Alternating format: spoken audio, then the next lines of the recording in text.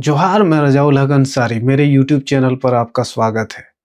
दोस्तों, अब नई वर्ष की शुरुआत हो चुकी है और भारतीय राजनीति में भी नई-नई हलचल शुरू हो चुकी है। साल 2025 क्या इंडिया गठबंधन के लिए कोई नई सौगात लेकर आ रही है? क्या विपक्ष के दिन अच्छे आने वाले हैं? क्या मोदी जी की कुर्सी जाने वाली है? क्या 2025 में भारतीय राजनीति बिल्कुल पूरी तरह बदल जाएगी? यह सवाल आज देश की राजनीति में गूंज रही है। अगर ऐसा हुआ तो फिर मोदी और शाह का क्या हाल होने वाला है? दोस्तों, राजनीति में कुछ भी हो सकता है। यहाँ कोई किसी का परमानेंट फ्रेंड और परमानेंट एनिमी नहीं होता है। सभी नेता और राजनीतिक दल अवसरवादी होते हैं। जहाँ कुर्सी दिखी, जहाँ सत्ता दिखी, वहाँ अपनी नज़रें गड़ा देते हैं। फिर शुरू होता है गठबंधन का खेल। फिर नीतीश कुमार तो इस खेल के पुराने खिलाड़ी हैं। इसी खेल की वजह से नीतीश बिहार की राजनीति का केंद्र बने हुए हैं। उनके बगैर बिहार की गद्दी पर कोई बैठ नहीं सकता है। दशकों से नीतीश कुमार बिहार की राजनीति में इकलौता पोस्टर बॉय बने हुए हैं। देश की राजनीति में आजकल 2 एन की खूब चर्चा है, यानी नीतीश और नायडू। इन्हीं दोनों की बैसाखियों पर मोदी की कुर्सी टिकी हुई है। अगर ये दोनों एनडीए गठबंधन को अलविदा कह दे तो मोदी जी का सिंहासन खतरे में आ जाएगा और उन्हें विपक्ष में बैठना पड़ सकता है। नीतीश और नायडू को मनाने की कोशिश इंडिया गठबंधन की तरफ से जारी है।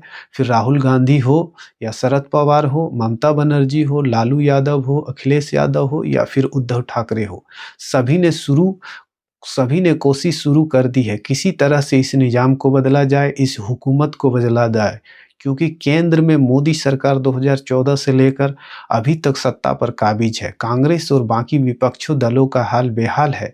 मोदी सरकार की आर्थिक नीति कमजोर तबके और निर्बल और निर्धन बना रही है। चाहे दलित वर्ग हो, पिछड़े वर्ग हो, आदिवासी वर्ग हो, पसमानदा वर्ग हो या अल्पसंख्यक समुदाय हो, सभी के खिलाफ ये सरकार काम कर रही है।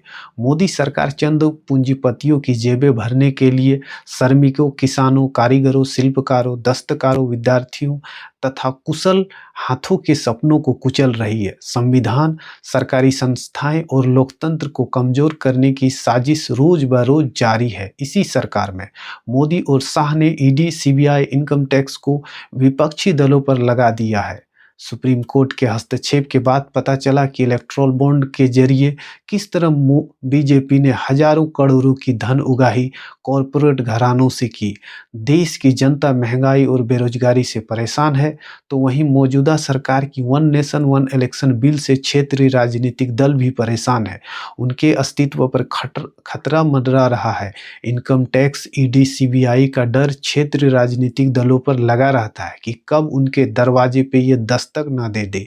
देश की लोगों की निगाह अब सिर्फ नीतीश और नायडू पर टिकी है कि वो कब मोदी और शाह को गुड बाय करेंगे। नीतीश और चंद्रबाबू नायडू ने जिस उम्मीद से एनडीए को अपना समर्थन दिया है, उनके एक भी उम्मीद पर वर्तमान मोदी सरकार खरे नहीं उतरे हैं। नीतीश और नायडू के पास इंडिया गठबंधन से बार्गेनिंग करने का अच्छा अवसर है। दोनों की वर्षों की मुरादें पूरी हो सकती है। अगर नीतीश और नायडू चाहे तो उन्हें मनपसंद विभाग केंद्र में मिल सकता है, मनपसंद रकम या मनपसंद पैकेज अपने अपने राज्य बिहार और आंध्र प्रदेश के लिए मिल सकता है।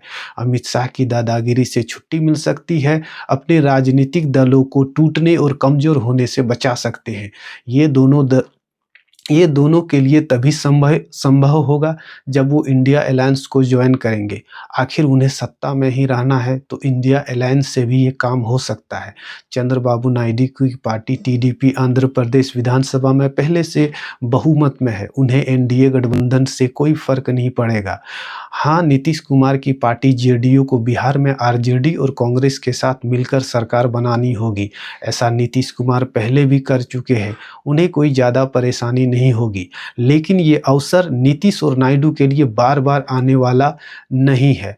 अब लोगों की निगाहें नीतीश और नायडू पर टिकी है कि वो कब अपना पाला बदलेंगे। 2025 में कुछ भी मुमकिन है, कुछ भी हो सकता है। अगर ऐसा हुआ तो साल 2025 का सबसे बड़ा राजनीतिक घटनाक्रम भारतीय राजनीति का यही होने वाला है। राजनीतिक विशेषज्ञों, बुद्धिजीवियों और सामाजिक वैज्ञानिकों की इसी पर नज़रें जमी हुई है। सभी ने अपनी-अपनी तरह से भविष्यवाणी करना शुरू कर दिया है। जोहार।